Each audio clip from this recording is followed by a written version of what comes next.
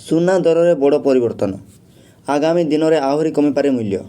ଜୟ ଜଗନ୍ନାଥ। ମୁଁ ଚିନୁ ସ୍ୱାଗତ କରୁଛି ଚିନୁ ଓଡ଼ିଆ ଅପଡେଟ୍ ୟୁଟ୍ୟୁବ୍ ଚ୍ୟାନେଲକୁ। ଭିଡ଼ିଓଟି ଭଲ ଲାଗିଲେ ଲାଇକ୍ କରନ୍ତୁ, କମେଣ୍ଟ କରନ୍ତୁ, ସେୟାର କରନ୍ତୁ ଏବଂ ସବସ୍କ୍ରାଇବ୍ କରି ବେଲ୍ ଆଇକନ୍ଟି ଦବାଇ ଦିଅନ୍ତୁ। ଦିନକୁ ଦିନ ହୁ ହୁ ହୋଇ ବଢ଼ି ଚାଲିଥିଲା ସୁନା ଦର।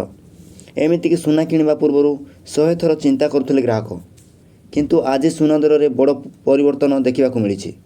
ବର୍ଦ୍ଧିତ ସୁନା ଓ ରୂପା ଦରରୁ ସାମାନ୍ୟ ଆଶ୍ୱସ୍ତି ମିଳିଛି। ଗୋଟିଏ ଦିନରେ 22 କ୍ୟାରେଟ୍ ସୁନା ଦର 1600 ଟଙ୍କା ମିଳିଥିବା ବେଳେ 24 କ୍ୟାରେଟ୍ ସୁନା 1740 ଟଙ୍କା ଶସ୍ତା ହୋଇଛି। ଗତକାଲି ଭୁବନେଶ୍ୱରରେ 10 ଗ୍ରାମର 24 କ୍ୟାରେଟ୍ ସୁନା ଦର 91,640 ରହିଥିଲା। ଆଜି ଭୁବନେଶ୍ୱରରେ 10 ଗ୍ରାମର 24 କ୍ୟାରେଟ୍ ସୁନା ଦର 980 ଟଙ୍କା ହ୍ରାସ ପାଇବା ସହ 90,660 ଟଙ୍କା ରହିଛି। ସେହିପରି 22 କ୍ୟାରେଟ୍ ସୁନାର ମୂଲ୍ୟ ଆଜି 10 ଗ୍ରାମ ପିଛା 900 ଟଙ୍କା ହ୍ରାସ ଘଟିଛି 88,100 ଟଙ୍କା ରହିଛି। 22 କ୍ୟାରେଟ୍ ସୁନାର ମୂଲ୍ୟ 1 ଗ୍ରାମ ପିଛା 8,310 ଟଙ୍କା ହୋଇଥିବା ବେଳେ 8 ଗ୍ରାମ ପିଛା 66,480 ଟଙ୍କା ରହିଛି।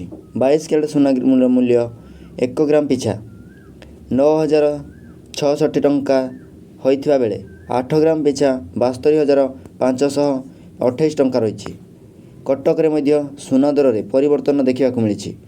22 କ୍ୟାରେଟ୍ ସୁନାର ମୂଲ୍ୟ ଆଜି 10 ଗ୍ରାମ ପିଛା 83,100 ଟଙ୍କା ରହିଛି। 22 କ୍ୟାରେଟ୍ ସୁନାର ମୂଲ୍ୟ 1 ଗ୍ରାମ ପିଛା 8,310 ଟଙ୍କା ହୋଇଥିବା ବେଳେ 8 ଗ୍ରାମ ପିଛା 66,480 ଟଙ୍କା ରହିଛି। ଏହାଛଡ଼ା ରୂପା ଦରରେ ସାମାନ୍ୟ ହ୍ରାସ ପାଇଛି। ଶୁଦ୍ଧ ରୂପା 10 ଗ୍ରାମ ପିଛା 103 ଟଙ୍କା ରହିଥିବା ବେଳେ 8 ଗ୍ରାମ ପିଛା 822 ଟଙ୍କା, 100 ଗ୍ରାମ ପିଛା 10,300 ଓ 1 କେଜି ପିଛା 1,03,000 ଟଙ୍କା ରହିଛି। ବିଶେଷଜ୍ଞଙ୍କ ଅନୁମାନ ଆଗାମୀ ଦିନରେ ସୁନା ଦର 40% ହ୍ରାସ ପାଇପାରେ। ଏପରି ହେଲେ ସୁନା ପୁଣି ମଧ୍ୟବର୍ଗ କିଣିବା ସମ୍ଭବ ହୋଇପାରିବେ। ଗତ ବର୍ଷକ ମଧ୍ୟରେ ସୁନା ଦର 35ରୁ 45% ପର୍ଯ୍ୟନ୍ତ ବୃଦ୍ଧି ହୋଇଛି। ହେଲେ ଆଗାମୀ ଦିନରେ ସୁନା